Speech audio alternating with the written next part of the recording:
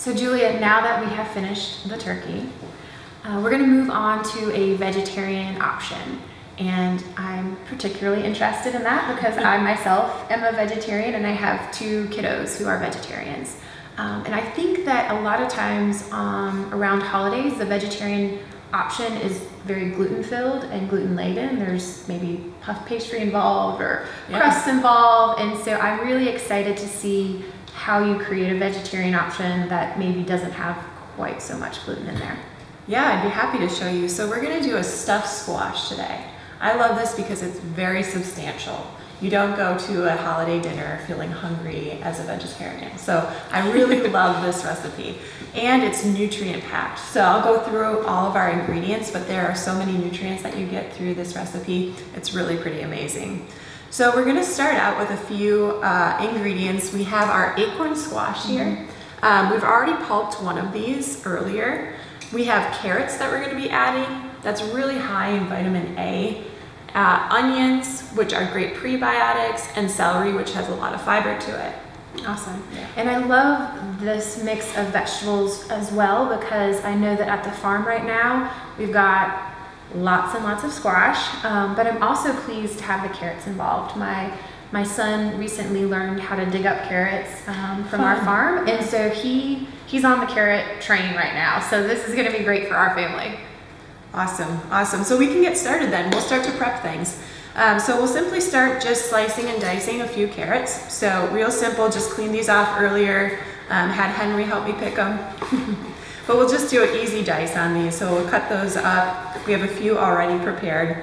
We'll do the same thing for our celery and for our onions. And then the next step is going to be going ahead and cooking those down. Okay. So let's go ahead and grab a few of these. Would you help me out with the carrots? Absolutely. Cool.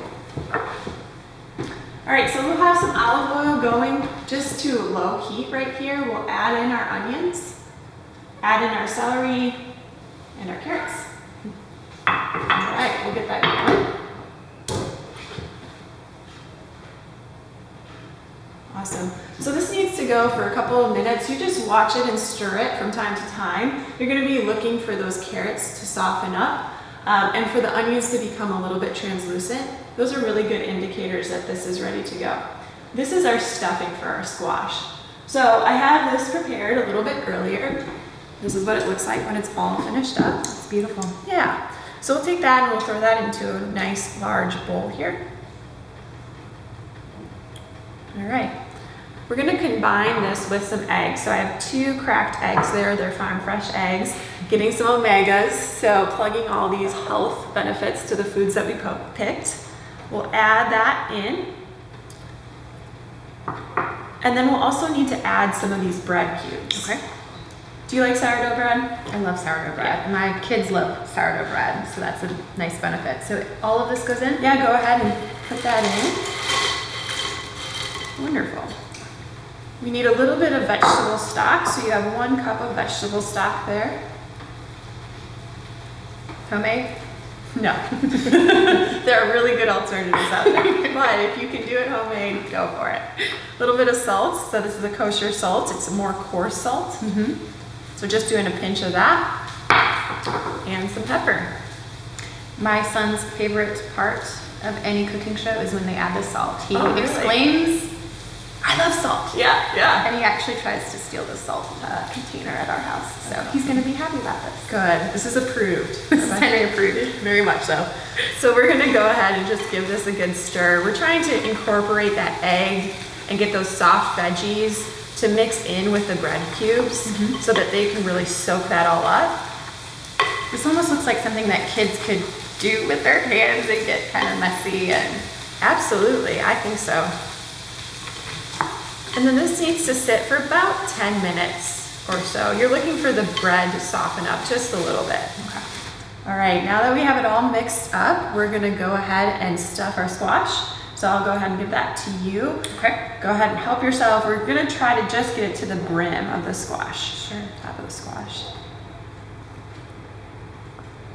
Awesome. And while you're doing that, I'm gonna work with our butternut squash.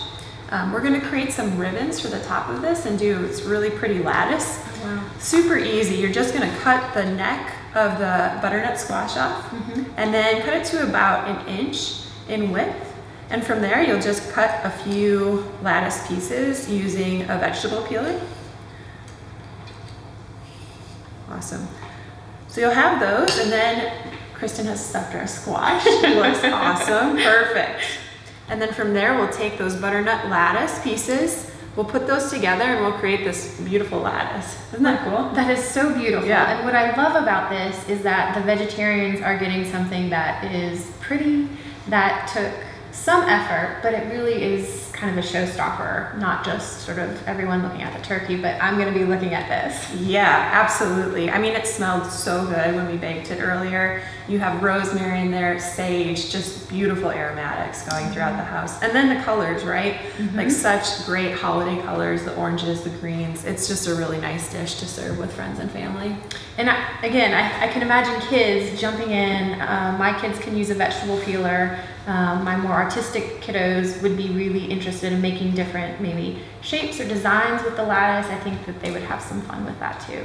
Yeah, awesome. Well, we can't wait to eat this along with our turkey. So Julia, these squash look beautiful. I can't wait to eat them, especially the one that I prepared right over here in the corner. It's very nice. Yeah. So what temperature are we cooking them, and how long are they going to take?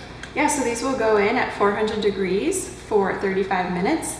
And you can always do a check on if they're cooked through by just using a knife and piercing the side, and you should be able to cut through pretty easily. Pretty easy. Okay, let's do it. Okay.